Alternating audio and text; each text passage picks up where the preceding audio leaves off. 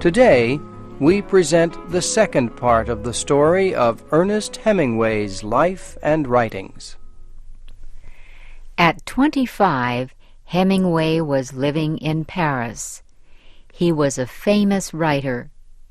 But the end of his first marriage made him want to leave the place where he had first become famous.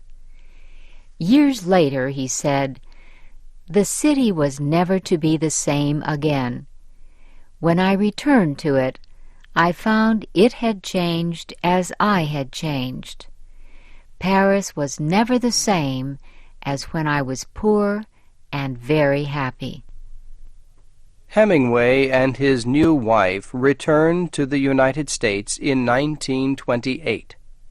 They settled in Key West, an island with a fishing port near the southern coast of Florida. Before leaving Paris, Hemingway sent a collection of his stories to New York to be published. The book of stories, called Men Without Women, was published soon after Hemingway arrived in Key West. One of the stories was called The Killers. In it, Hemingway used a discussion between two men to create a feeling of tension and coming violence. This was a new method of telling a story. Nick opened the door and went into the room. Ole Anderson was lying on the bed with all his clothes on. He had been a heavyweight prizefighter, and he was too long for the bed. He lay with his head on two pillows. He did not look at Nick. "What was it?" he asked. "I was up at Henry's," Nick said, "and two fellows came in and tied me up, and the cook, and they said they were going to kill you." It sounded silly when he said it. Ole Anderson said nothing. "They put us out in the kitchen," Nick went on. "They were going to shoot you when you came into supper." Ole Anderson looked at the wall and did not say anything. "George thought I ought to come and tell you about it." "There isn't anything I can do about it," Ole Anderson said. Any new book by Hemingway was an important event for readers. But stories like The Killers shocked many people. Some thought there was too much violence in his stories. Others said he only wrote about gunmen, soldiers, fighters, and drinkers. This kind of criticism made Hemingway angry. He felt that writers should not be judged by those who could not write a story. Hemingway was happy in Key West. In the morning he wrote. In the afternoon he fished, and at night he went to a public house and drank. One old fisherman said, "Hemingway was a man who talked slowly and very carefully. He asked a lot of questions, and he always wanted to get his information exactly right." Hemingway and his wife Pauline had a child in Key West. Soon afterward, he heard that his father had killed himself. Hemingway was shocked. He said, "My father taught me so much. He was the only one I really cared about." When Hemingway returned to work, there was a sadness about his writing that was not there before. His new book told about an American soldier who served with the Italian army during World War I. He meets an English nurse, and they fall in love. They flee from the army, but she dies during childbirth. Some of the events are taken from Hemingway's service in Italy.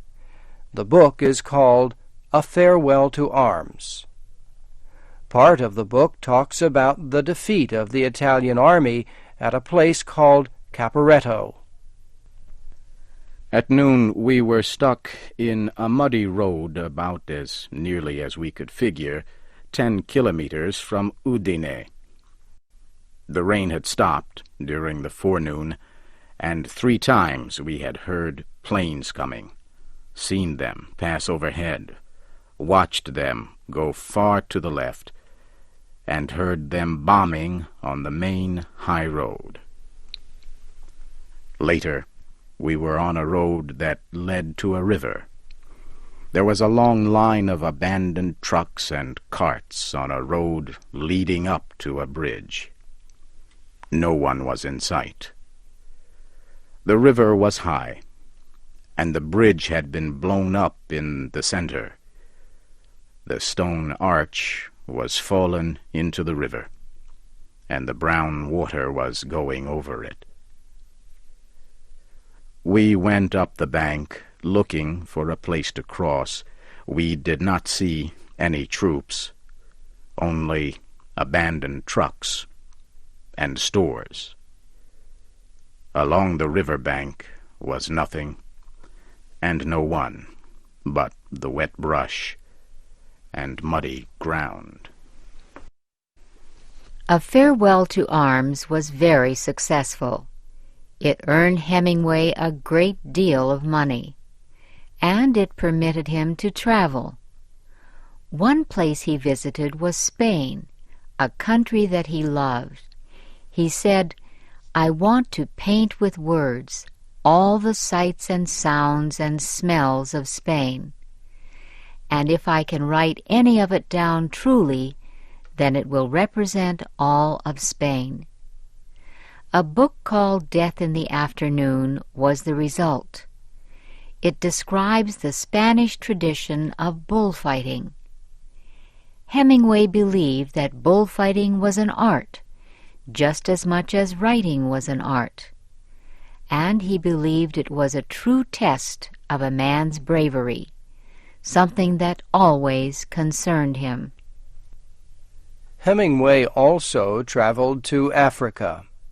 He had been asked to write a series of reports about African hunting. He said, "Hunting in Africa is the kind of hunting I like. No riding in cars, just simple walking and feeling the grass under my feet." The trip to Africa resulted in a book called The Green Hills of Africa and a number of stories. One story is among Hemingway's best. He said, "A writer saves some stories to write when he knows enough to write them well." The story is called The Snows of Kilimanjaro. It tells of Hemingway's fears about himself. It is about a writer who betrays his art for money and is unable to remain true to himself. In 1936, the Civil War in Spain gave him a chance to return to Spain and test his bravery again. He agreed to write about the war for an American news organization. It was a dangerous job. One day, Hemingway and 2 other reporters were driving a car near a battlefield. The car carried 2 white flags, but rebel gunners thought the car was carrying enemy officers. Hemingway was almost killed. He said, "Shells are all the same. If they do not hit you, there is no story. If they do hit you, then you do not have to write it." The trip to Spain resulted in 2 works, a play called The Fifth Column and the novel For Whom the Bell Tolls. The novel tells the story of an American who has chosen to fight against the fascists. He realizes that there are lies and injustice on his side as well as the other, but he sees no hope except the victory of his side. During the fighting, he escapes his fear of death and of being alone. he finds that he can live as full a life in 70 hours as in 70 years. The book was a great success. Hemingway enjoyed being famous. His second marriage was ending. He divorced Pauline and married reporter Martha Gellhorn. He had met Martha while they were working in Spain. They decided to live in Cuba, near the city of Havana. Their house looked out over the Caribbean Sea. But this marriage did not last long. Hemingway was changing. He began to feel that whatever he said was right. Martha went on long trips to be away from him. He drank heavily to forget his loneliness. When America entered World War II, Hemingway went to Britain as a reporter. Later, he took part in the invasion of Europe and the freeing of Paris. During the war, Hemingway met another reporter, Mary Walsh. In 1945, when his marriage to Martha was legally over, he married Mary. After the war, Hemingway began work on his last important book, The Old Man and the Sea. It is the story of a Cuban fisherman who refuses to be defeated by nature.